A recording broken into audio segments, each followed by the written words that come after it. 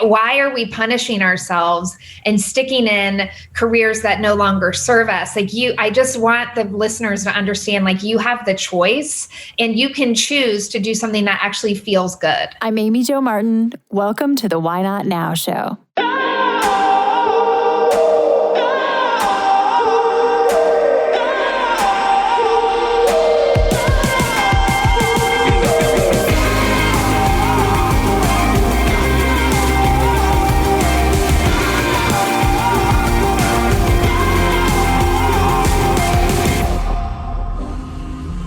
You know that thing you've been thinking about doing? Yeah, that one. Why not now? Have you ever actually taken the time to ask yourself, what's stopping me? Let's talk it through. This is your chance to give that idea the attention it deserves and take action. Each episode, I have a chat with a fascinating person, from entrepreneurs to athletes, celebrities, my parents, rocket scientists, and all walks of life. We talk through a critical time when they've asked themselves, why not now? We dissect that day or even that moment, step by step. Just let go.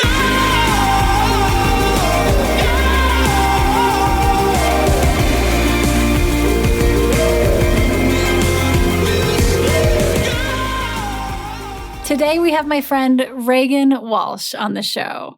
She is a published author of the book Heart Boss, which just came out.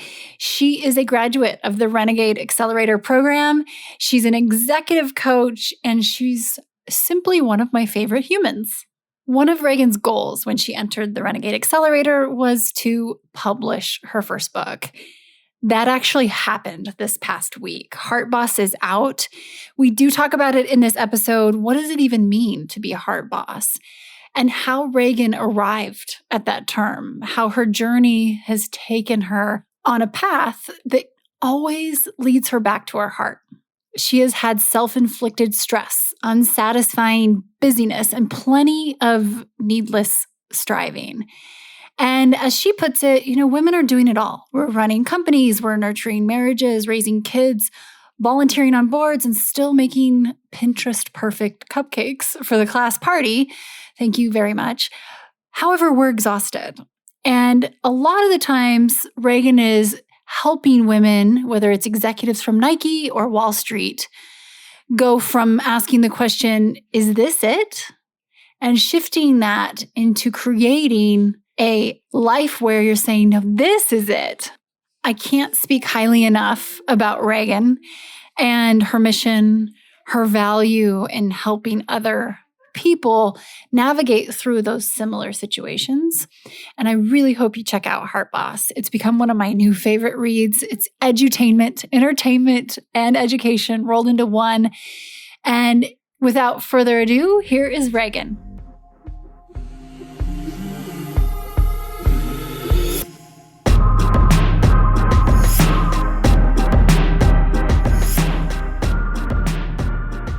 Regan, welcome to the Why Not Now show. I've been waiting for this moment. Me too. It's so good to see you. So good to see you too. We'll hop in the spirit of Why Not Now. I know we have plenty to chat about. So, can you tell me about a time when you had a big decision to make and you asked yourself, why not now? So I have many Why Not Now stories, but I'm going to lead with this one because I think it was one of the most pivotal moments of my life. So I'm going to take you back to 2009. And I had this, fun job at this creative agency in Columbus where I live. And because of the recession, they had to lay off 30 people, and I was one of them. So, at the time, I did what any responsible person would do. And I started reaching out to my network, and I was interviewing, and I was doing all the things. And a few weeks later, I landed this, dream gig, I thought, at a digital agency that was only a few blocks from my condo. So it was in this vibrant arts district.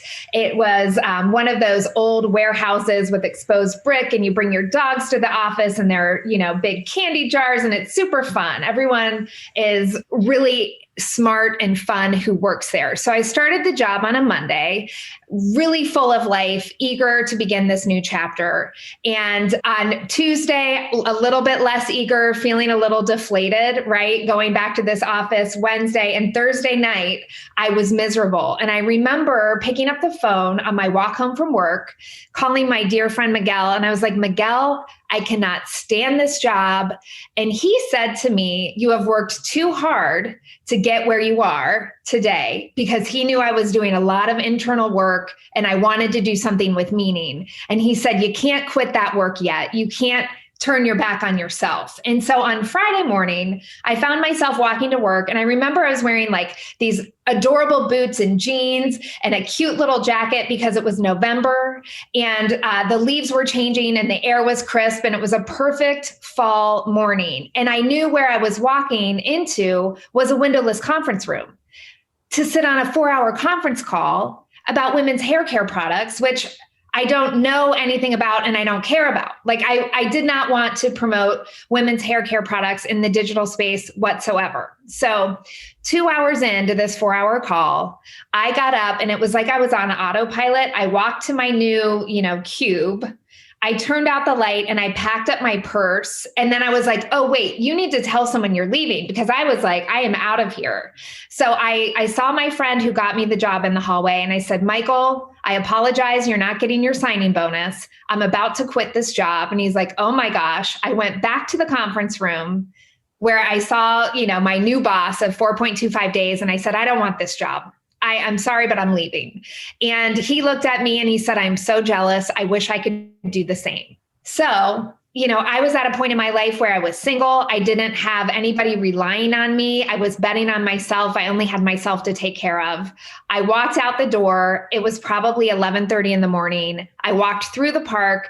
And it was in the park that I saw a man dressed as a clown riding a unicycle. And I said to myself, if this guy can make that choice on a Friday late morning during a recession, I can quit a job and land on my feet. And that's exactly what happened. Oh my gosh, I have full body chills, honey. Yeah. And if I can add a little color, I believe your nickname became 1 week Walsh. 1 week Walsh. Yeah, which is hilarious because I've never had nicknames. Like I really never had one. And I was like, 1 week Walsh, I'm going to grab onto that and feel like, whenever you doubt yourself, go back to the courage that you had quitting that job. Isn't that so true? How you've probably done things since that have been 100 times riskier if you look at the data. However, that one first step over that starting line was the hardest, right? The scariest. So, and you opened doors and okay. So here you are, you're in your cute outfit. You see the unicycler and it's convenient that it's a Friday, by the way, cause it's just like, okay, let's just roll into this weekend. Yep. What happens next? So people dream of this, and maybe after you share, I'll share my quick little parallel story, but what did you do next? And then what were the steps that transpired? Yeah.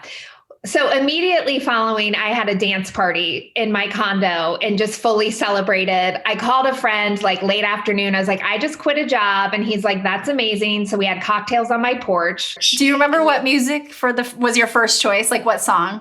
I wish that I did. I don't remember. It'll probably come back and then it probably will. It's funny. I have a funny taste in music. So it was probably something like Betty Davis Eyes or a song like that like had meaning to me during that chapter. It was something like a little bit strange. And then I decided that I would just reach out to anybody that I found was interesting and say, hey, can I learn more about your path and figure out what my next is? And then to get some income, because I still had responsibilities, right? I got a job, a part-time job with my family's business, which is in the heating and cooling industry. Now, there is nothing sexy to me about like furnace parts. However, it got me some money and that's what I needed. So I literally was working in the back warehouse and I was shipping and receiving heating and cooling parts for, different companies around the world. That was my job. I was wearing like essentially sweatpants. I was getting dirty in this warehouse, and it gave me freedom. And it was one of the best chapters of my life because it gave me freedom, flexibility. I wasn't sneaking around trying to interview on the side. Like that was part of the deal. Like I could work there part-time. I could leave, go interview, come back. I had full freedom, and that's what I needed. And it was amazing. So that opportunity led me to this dream job, starting up a camp for children with serious illnesses. So Paul Newman, the late actor, started this family of camps called the Serious Fun Children's Network. And the first camp was out in Connecticut, and the Midwest didn't have one of these camps. So a generous couple here in Columbus donated land out in the country, and they started building a camp.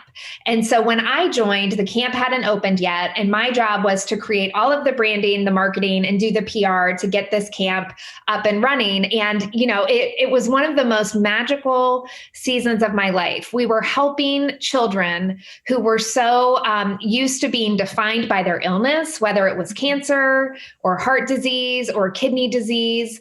We were helping, giving them freedom. For that week when they came to Flying Horse Farms, they were just kids. For that week when they were at camp with 24/7 medical care, their parents got a break. These parents haven't had breaks in years. And so I went from this job that felt so meaningless, promoting hair care, to giving life to families that deserved it and giving these kids the opportunity to go on a zip line. And I'm talking any child. If you are a child who is bound to a wheelchair, we had the equipment to get you on the zip line and go down. Like, it's hard for me to not cry when I think about the magic that happened at that place. And it was such a beautiful chapter. And it was everything that I had craved, right? I had craved going into, some area where I could give back and really feel my heart fully engaged in my work. And leaving that job I didn't like made the doors open to exactly what I was looking for. And it was the greatest gig for a long time.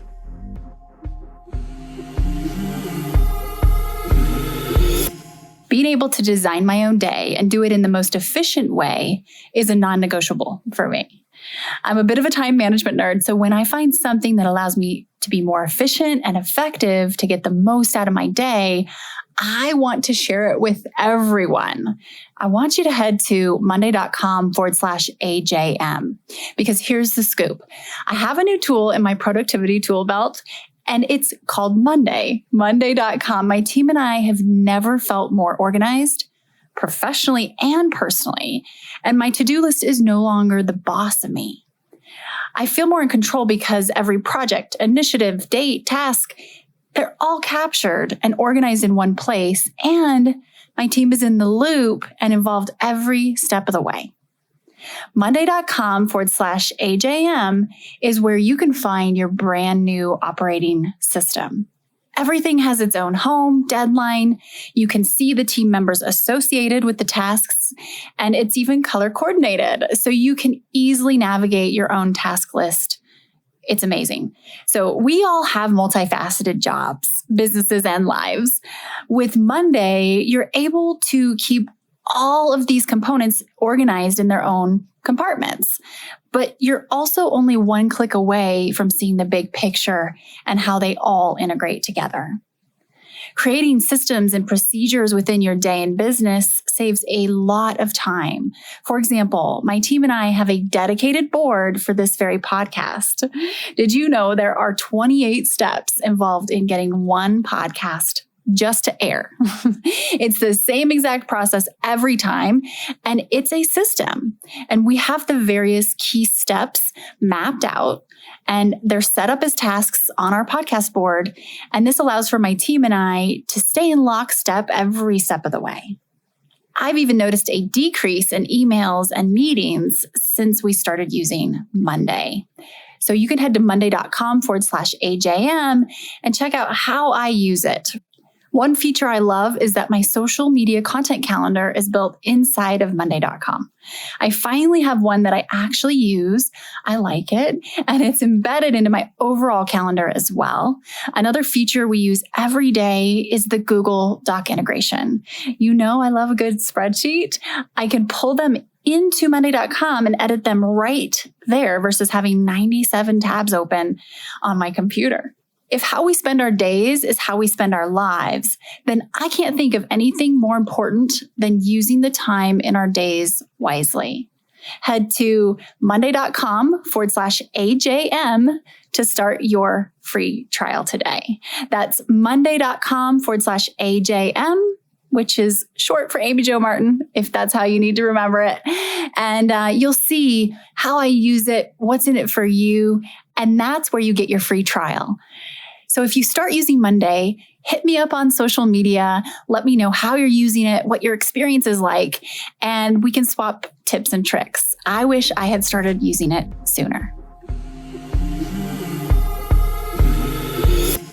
Thank you for sharing. Thank you for sharing so much. You mentioned the word freedom a few times, and it's fascinating because, as you look back at this agency that had the cachet, it had the candy jars, it had the exposed brick, and we all know what you're, talking about. It's this kind of this iconic visual of your favorite potential place to work. Everybody has one, whatever it looks like. And yet the real freedom was on the outside of those brick walls. And the real freedom was, going and working for your family's heating and cooling company with furnace parts and rolling up your sleeves and knowing you've got flexibility, right? It's for everyone listening, I just encourage you to check in and ask yourself, is my current career feeding my ego, or is it feeding my heart? Is it feeding my, intellectual stimulation? Because I've been there too. I think I had lasted 2 weeks at this really cool cosmetic company. It was a darling. It was later acquired by one of the big industry giants. And on the outside looking in, it looked incredible. First week on the job, I'm flying to Seattle and San Francisco, going to the big, partners. And it just was not it. And it was what you're describing. I remember driving to work and just almost getting into an accident. And there was something like, before I even knew, I didn't believe in intuition too much at this time. This is probably 15 years ago. Little did I know. What a deficit. But I thought, this isn't it. I cannot. So I went to my first meeting, got out of my first meeting. Both of my bosses were pregnant. It was an interesting dynamic. I packed up my IKEA cute little desk office wear into my purse, and I walked out the door, and then I was like, shit, I should probably tell someone. So I emailed HR and I said, you should probably forward my emails to someone else. I can't believe I've never heard this story. I think about it every time I hear 1 week Walsh, and I'm like, 2 week age, I need some. Oh my gosh, we're going to come up with a nickname. I love that you packed up all your IKEA desk supplies. And then, by the way, please forward. Quietly walked out and I didn't say goodbye. Anyway, it was not my favorite look because as an employer now, as an entrepreneur, I'm like, oh, that would suck, but it just was what it was. And so your contrast of having that, what you thought on the outside and then what you have on the inside. And our fellow renegade, Emily Kostopoulos, is the one that always says, is it feeding your ego or is it feeding you? And so let's fast forward. You then have this journey. And by the way, you share these stories in Heart Boss, which I've had a sneak peek of. I'm so grateful to have read an advance copy. I cannot speak highly enough about this book and your journey. It's incredible. And by the way, you're a brilliant writer. So take us to the next few steps. Take us to the next few cuts in the movie. Sure. Well, thank you so much. I'm so glad that you got the advanced copy and that you enjoyed Heart Boss. So for me, I spent several years at Flying Horse Farms, and something I want to just close the loop. When I left and started at Flying Horse Farms, I was working every day of the week. So I went from some flexibility in my work schedule to diving all in. And it didn't matter because it was fueling my heart so much that I didn't mind the hours I was working. So it's not like I left something that felt like these handcuffs and, I was going to be like a slave to that job. I actually ended up working more, but enjoying it even more than I ever thought. And I just want the listeners to know, like, you deserve to have joy in whatever it is that you do for the majority of your day. Like, why are we punishing ourselves and sticking in careers that no longer serve us? Like, I just want the listeners to understand, like, you have the choice and you can choose to do something that actually feels good, which I obviously talk a lot about in Heart Boss. And you're so right. It's like we find, this is something Susie Batiste always says, you find more energy when you're loving what you're doing anyway, right? It's not draining, it's charging. So it's amazing what you're capable of if you're enjoying it. Yeah. Yeah. And I think, one of the themes I talk a lot about in Heart Boss is truly trusting your gut and that sense of inner knowing, right? Our gut is talking to us along the way, whether or not we want to believe in intuition or not, right? Those signs are there and eventually it catches up with you. Another theme I discussed was this relationship that wasn't serving me. So here I was, this was actually, back in my early 20s, I had worked in New York City and had this, really fun job where I got to travel the globe and had this mentor and boss named Colleen. Like, my life, I felt like it was a dream. And then in January 2001, my dad dies unexpectedly while I'm in San Diego for work. And I have to fly from San Diego to Columbus unexpectedly for, the funeral. A few months later, right, 9/11 happens. So New York, it's just such a heavy and sad time for anybody in the country, but it felt even more heavy in New York.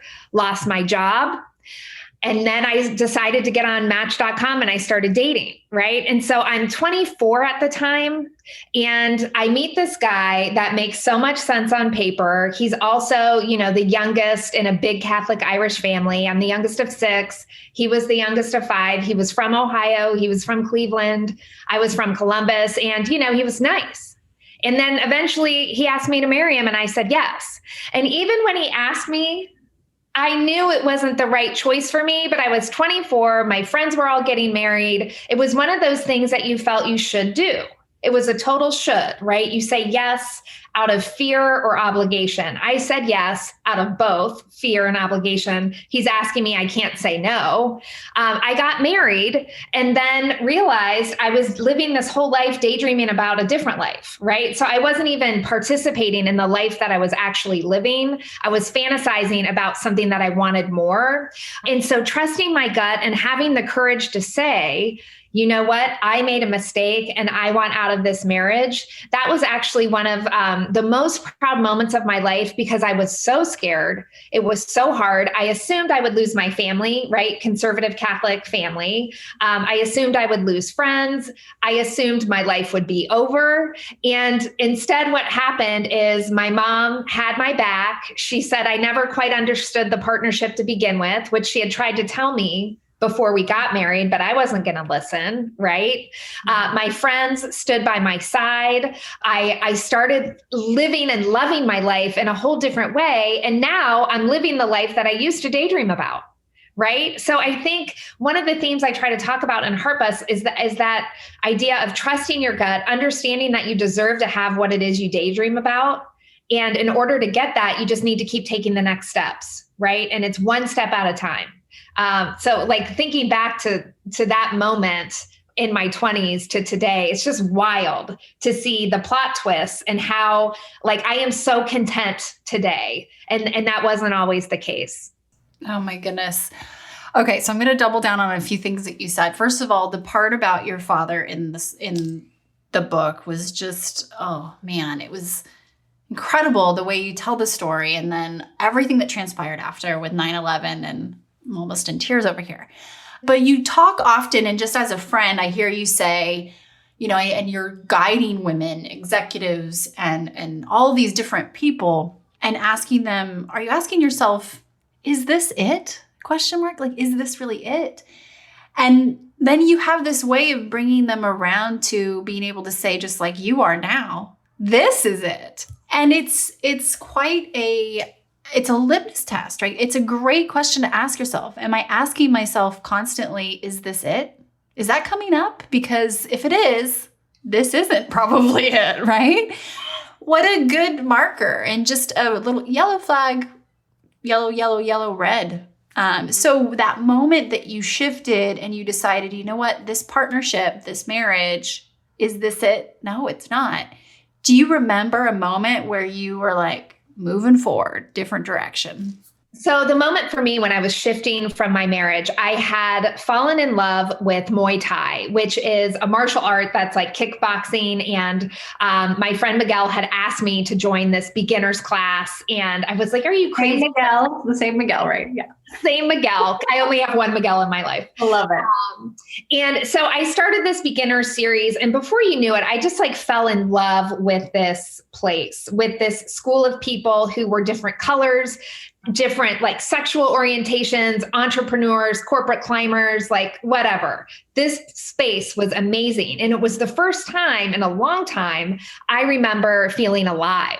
Right. And so I had this like rebirth of, wow, I can feel stimulated and excited and engaged with all of these different types of people. This is what is like life-giving for me. So I got really interested in Muay Thai, and they had this school that I went to had this system kind of like getting a belt in karate where you test for shorts and you earn your Muay Thai shorts. And so I remember earning my Muay Thai shorts that day, and I had to go first. And it was, the 6 minutes of like mock fighting, and it was super hard. And it was the greatest day of my life. And my husband at the time missed it. His family was in town. The Columbus Marathon was happening the next day. And his sister was running the marathon. They went to an Ohio State Notre Dame football game, and he missed the best moment of my life. And to be honest, I don't know if I necessarily cared, but I remember thinking like, wow, this is the best moment of my life. Like not all these moments with this person. Right. So the next morning I'm at the marathon and I'm walking around the park, the same park, by the way, that I saw the man in the unicycle. This park like has so much meaning. And I was saying, Miguel, I need to leave. Like I need to leave. And he was like, again, like you've worked so hard, you can make this happen. And I went home and we sat around this little table and I said, I'm sorry, but I don't want to be married to you anymore. Instantly, I felt this weight lift, and he asked me a few questions, didn't fight, didn't yell, didn't have great conversation about it. He just got up and left. And we only spoke one other time before, the divorce was final. And, all of that was so hard. I remember having all these unrealistic expectations, like I would lose all my family and, people would turn against me. None of that happened, right? Everybody supported me. My mom, even commented that she never really understood our partnership to begin with. And I'm just so proud of myself for getting out of my own way and asking for an out when I needed it. And, from what I understand, he's living a great life now. I'm living the life I daydreamed about. And, I'm so grateful for second chances. Amazing. And you gave yourself that second chance. You had to create it, right? It didn't just fall in your lap, like, as a surprise and a hope. You really I worked toward it for sure. And, I didn't go in, you can read out more about it in Heart Boss, but there was a therapist involved. Like there was a lot involved. But again, it comes back to courage and making choices that are best for you in order to free yourself from, so many things. What I really appreciate about you too, Regan, is that you have a presence about yourself. You're a mentor in the Renegade Accelerator for a reason. You just have this ability to hold space. And when I hear people say that, sometimes my analytical mind is like, what does that even mean? Like, hold space. Should we get out our tarot cards? Not that there's anything wrong with that, but that's just not, I'm like, I don't get that. However, now I get it because I've witnessed you and I have some amazing people in my life that do hold space, and I appreciate it. But the way that you have been able to productize your intellectual property, some of which is holding space, is really fascinating to me. And so can you share a little bit about what you're doing now? I mean, I'm a beneficiary of it and get to witness it on the regular, but where you ended up with this career path, because it appears from the outside, it's not a struggle. It's actually you showing up and being you, and you actually are making a great living out of it. Yeah, well, certainly there were struggles, right? When I went to that nonprofit, I took a 50% pay cut. And there's a story that it's too good of a story. I don't want to spoil it here, about driving home one April day from this camp out in the country, driving home, and I'm crying because I don't know how I'm going to make ends meet, right? Because of this pay cut. So there were a lot of struggles. How I got into my life's work now is, again, trusting my gut. So I'm at this nonprofit. I love a startup environment. I love creating something out of nothing. A few years down the road, we had systems in place, we were known, we had all the branding taken care of, and then we had 25 more employees. And that was like slowing me down. Like, I like to have an idea, why not now? And then do that idea the next day. What I don't like is to have, 25 people that need to weigh in before you can execute something. That drives me crazy, right? It just like takes the wind out of my sails. That's also when I met Nick and married Nick, my husband, right? So my life had changed. So my values and my priorities had changed. So just after feeling some frustration of we'd stopped winning awards for the materials we were producing. And I knew why we weren't winning awards. They weren't good enough, right? Because of all the dilution from all these people. And I remember talking to she's a dear friend and she was the CEO. And I said, Mimi, I'm going to make a run on my own. And this is what I'm going to do. And she's like, I've got your back. This is amazing. So I decided to enroll in NYU's coaching program and started a business helping women who are saying, is this it? ? To this is it, and helping them truly reclaim their lives. So I do that in a variety of ways, mostly through group coaching experiences. This is an intimate setting for 8 to 10 women where I guide them through all of the lessons we talk about in Heart Boss and more through this journey. And they, through that time, make that shift and they reclaim their lives. And then they join me in my version of the collective, this community of women that will have each other's back for life, where we get to meet, monthly and hold each other accountable and create space for one another. And it's truly the most beautiful thing that I get to do, to watch all these women rally around each other. And then, as you know, the other part of my work is I do a lot of keynote speaking for, corporations and women's networks throughout the country. So I just feel so lucky that my gift of holding space has actually turned into this lucrative business. Like, who would have thought? And I think one of the questions we always need to remember is like, what were you good at when you were little? And what compliments do people give you all the time? People tell me that I make them feel good, that I'm an exceptional listener, right? And that's been a theme over and over in my life. And I didn't know coaching was a career path. It wasn't until I was at that camp that I had the opportunity to work with a coach that I knew it even existed. Right. So then my eyes were like, wow, you can go and do this and you can succeed. And, of course, starting up is hard. I wasn't known in that space. So I had to create a name in a new space, which was a challenge, and have 2 babies, back to back during the time I launched my business. But 6 years in, it's been a success, and I've got this, book baby in my hands as of today. And it's been such a ride, such a fun ride. Amazing. Amazing. Okay. So what would you say gets you out of bed in the morning? What brings you positive energy? Oh my gosh, so many things. And I mean this sincerely. So the Renegade program, being part of the accelerator and mentoring, I just got off of, before this conversation, my small group session. There's nothing for me, connecting every day with powerful women who are doing exceptional things. Like, why wouldn't I want to get out of bed? Right? Like, I am so lucky to get to do this work, supporting my clients, getting out of bed. And I started my morning in my friend Jackie's garage. I met her in my Muay Thai days. She now is a personal trainer, and she is training me out of her garage a few days a week. And like, all of these things, I would say it's the fact that I created this life where almost every day is curated with things that I love. 10 years ago, not the case.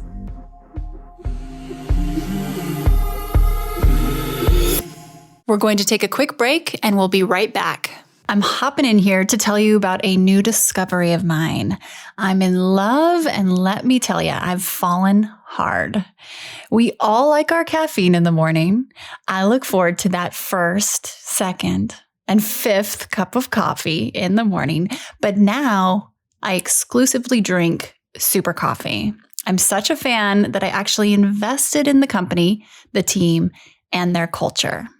The love for what I do every day makes me jump out of bed in the morning, but super coffee truly fuels that fire. It's fueled with positive energy, from the ingredients they use to their brand promise. Super coffee removes the negatives like sugar and adds the positives like MCT oil and protein so that you can maximize your day. I have an embarrassing secret. I used to be addicted to diet soda. I'd roll out of bed and pop open a can before my eyes were even fully open. I had never been a huge coffee drinker, but when I gave up diet soda on July 12th, 2015, yes, the moment deserves an anniversary. It was a big deal. I needed another caffeine source at that point. For me, that meant coffee with lots of artificial sweeteners, with crazy ingredients I can't pronounce that made me crash by 2 p.m. or so. Well, not anymore. Super coffee is different. As I mentioned, there's no added sugar, and some of the flavors I love have 10 grams of plant protein. Now, I'm not a big meat eater, so this really helps, and they've just added a few new flavors to their plant-based offering, like French vanilla and sweet cream. They only use ingredients that are great tasting, great for you, and sustain you for the long haul. Nothing shady, only positives. The taste is delish, I can tell you. Take it from someone who needs that extra flavor to enjoy the taste of coffee. And super coffee also comes in ground coffee, Keurig pods, creamers, and more on their website, drinksupercoffee.com.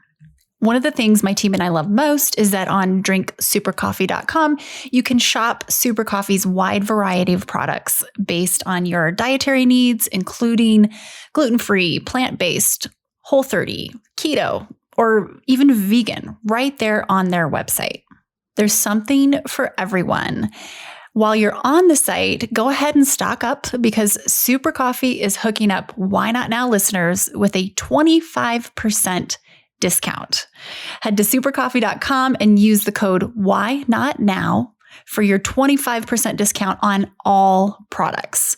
drinksupercoffee.com is the only place this offer is available, and your discount works again for all products. Just use Why Not Now as your code, all one word.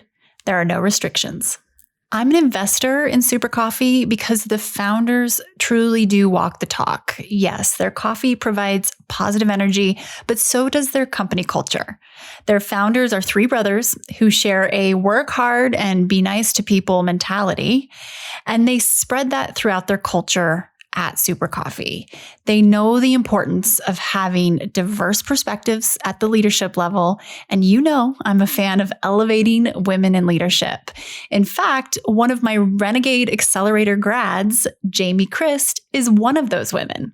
So once that positive energy arrives on your doorstep, hit me up on social at Amy Jo Martin and show me what flavors and products you went with.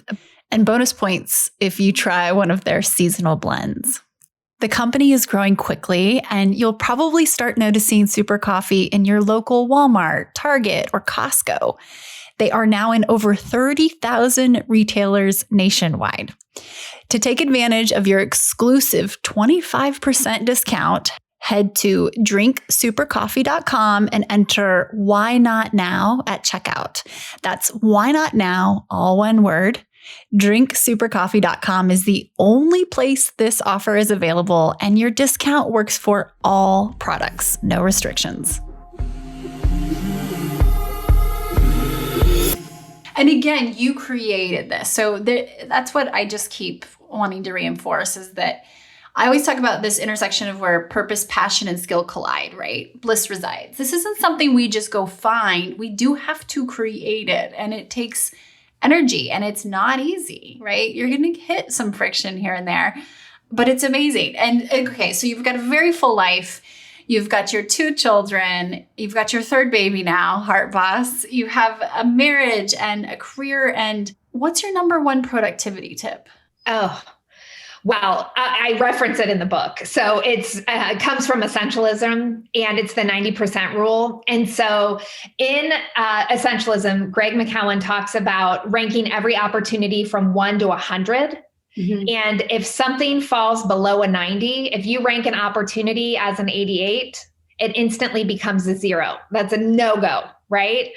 I don't know. I probably read the book 5 years ago, and it is my number one productivity tip because it clears out so much stuff. I can spend my time on the top 10%. I don't have to worry about anything else. So smart. I love that book. And that's a book we put into every Renegade toolkit because if we can build a healthier relationship with time, in my opinion, we are going to have a lot less challenges. And one of the things that, I just read recently, Warren Buffett was saying that one of the main differences between highly successful people and those who are not so much is their ability to say no.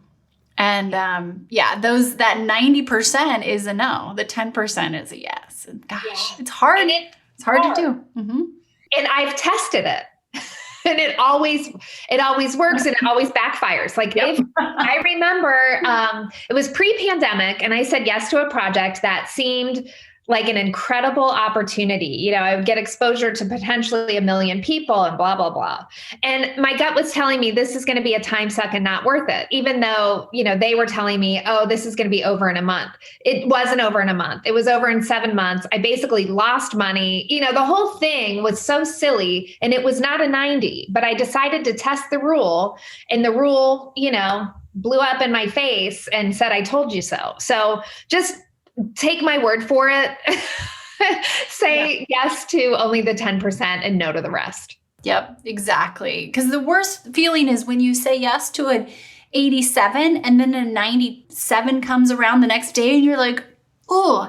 And then if you try to jam both in, then they backfire and they both become 50s, and then you're just overriding or you're trying to come up with reasons to get out of the other one, and then you look bad because now your whisper brand, what people say about you, right, is like, oh, she's not reliable, or she backed out at the last minute. It never serves you well to say yes to anything below a 90. What's one thing you find yourself learning over and over, Regan? Man. Okay.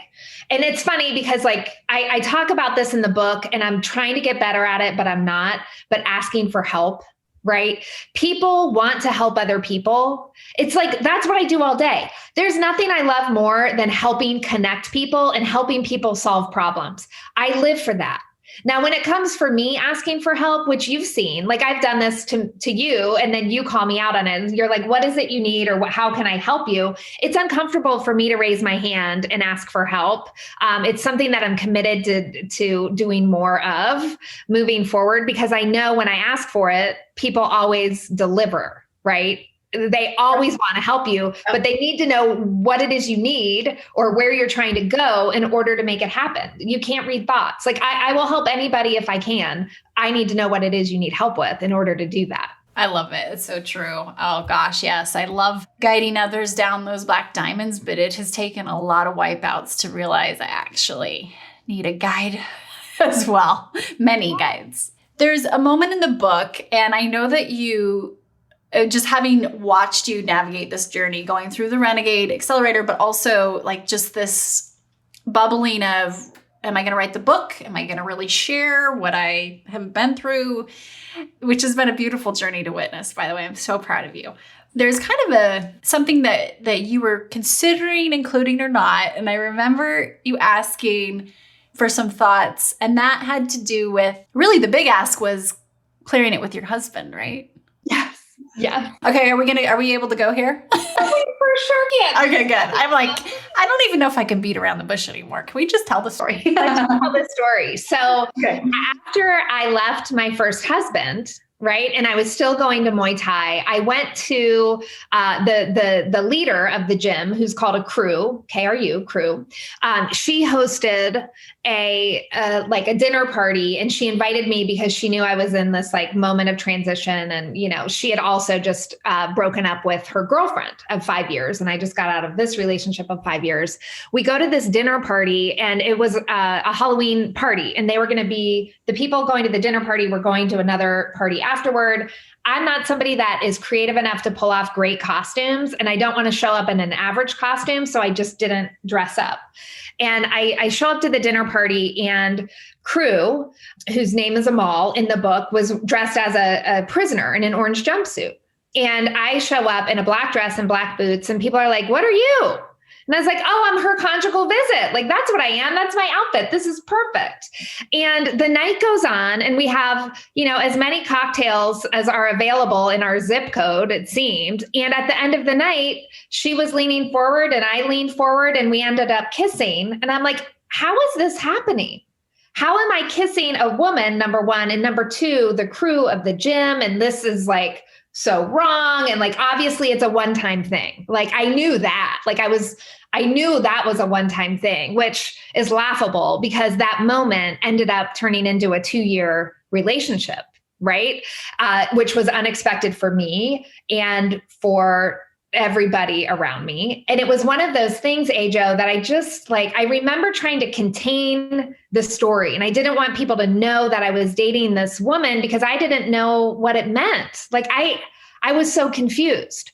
And then slowly people started finding out. And I remember one day, one of my brothers, I have 3 brothers, and one of them called and said, "When I call mom and tell her about Amal, what do you want me to say?" And, that's, I wanted to say like, F you. And I said, "Please don't do that. Like, please don't do that." And my heart was beating out of my chest. And I eventually, drove to my mom's and had the conversation. And, my mother's older because I'm the youngest. So she's currently 85. She was 70 something. And she listened, and she went to the library, and she learned about lesbians and all this stuff. My mom, like, bless her beautiful, this is a very conservative Catholic woman. And she said, "Regan, you have too much pizzazz to be a lesbian." Like, her word was pizzazz. She said, "I think you were so disappointed by marriage, and I don't think this is you," and blah, blah, blah. But she never rejected me. She always opened her arms. And it just was such an interesting season in my life. And ultimately it wasn't the path for me. And we finally, went our separate ways. And I still love her to this day because of the impact that relationship had on my life. And it was so transformative in so many ways. And she continues to be, somebody that I think of in the highest regard. It was a beautiful relationship. It had a season and it ended. But yes, I remember when I was going through the Renegade program thinking like, I can't tell Heart Boss without talking about Amal, because that was such a moment. And I remember, I think I put it off until the end of the course. Like, I need to talk to Nick, my husband, because his friends are going to read this, and his parents, and, does he care? And Nick doesn't care. Yeah.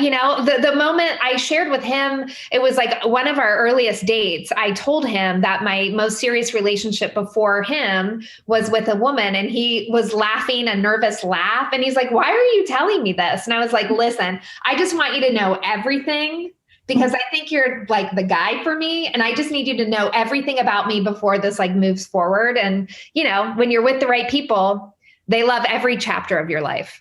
Oh, I love that. And I love the part about telling Nick too, because it's, it's like we have, you mentioned, you used a phrase, "I was trying to contain the story." And it just, again, I kind of got like an intuitive hit. It was like, whoa, how many of us are trying to contain a story? And we can tell our stories, but we can't contain them. Right? Like, that was good dirt. Like, that was a sizzling story for like, I grew up in this like conservative upper middle class suburb it's very white, very like, it just is what it is. And so it was interesting. A friend of mine who lives in LA called me once when I was at Amal's apartment, and she's like, hey, just so you know, our other mutual friend in Columbus just heard about you and Amal through her hairdresser. Like through her hairdresser. And then I'm like trying to figure out like contain. Well, my sister-in-law went to the same hairdresser and she was talking about me to her hairdresser in the community I grew up in. And then it's just like going. Because also I think it's fair to say that many Irish Catholic families do this is you don't talk about things. Lots about the weather, right? Weather. And my family talks a lot about politics and that's heated, but it was like, oh my gosh, they were all talking about me, but we had never talked about it. And in fact, you'll love this. I brought it up recently with Heart Boss and my brother said, oh, thank God we can finally talk about that. He's like, that's in your book. And what did Nick say? And thank God we can finally talk about it. I'm like, what is wrong with our family? Like, what is wrong with us that we cannot communicate about the things that are happening in our lives? It's fascinating to see how just institutions and templates of how we are brought up. And it's not necessarily intentional. It's just the way it always has been. And so that transitions from generation. However, this is really good for book sales. You have to say to everyone in your family, yeah, you better go buy the book and read it because you don't know what I said about you, right? Wait for them. One of my brothers texted last night. He got an early copy and he loves it. Thank God. I was like, well, because he's seen it in a different light maybe than the others. But it certainly is something. Oh my gosh. This is just a joy for me to see you in this process. I feel so fortunate and sharing it with the world. Everybody just has to read this. I mean, you're opening even and nailing, what a heart boss is. And yet where a lot of, parents, not just women, but men and women could relate with just like, everything you mapped out. We're trying to do it all. And that to-do list is the boss of us. It's not. Why are we trying to do and be all things to all people and like impress 4-year-olds at a birthday party? Like that is like beyond me. I just don't understand why we need to, unless that's truly authentic to you, which for some people it is. But for other people, I have a lot of friends that are like breaking their backs to pull off these like miracle birthday parties and everything else in their lives to try to keep up with people. I'm like, that doesn't even bring you joy. Like, screw it. Like, don't do the family photo if that's causing you anxiety. Like, that's so silly. Let's reduce the things that we're putting on ourselves that don't serve us. Mm-hmm. So true. So true. Okay, so let's bring it back. Let's go back to the moment, 2009.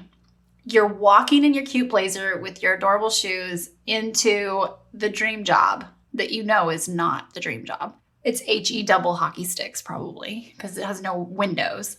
No windows. If you could go and intercept Regan as you're walking through that park, what would you say to her right now? That's such a big question. I mean, I think that I would say, like, have your own back, right? And just continue to trust the whispers in your heart, because like they will not steer you in the wrong direction. Oh, what a heart boss thing to say. Little did you know you would be writing this book and that would be one of the opening stories. Well, thank you for joining me. This is a treat. And it's such a good read. It's so quick. It's so yummy. It's like, oh, thank you for writing it. Thank you for reading it and endorsing it. It means the world.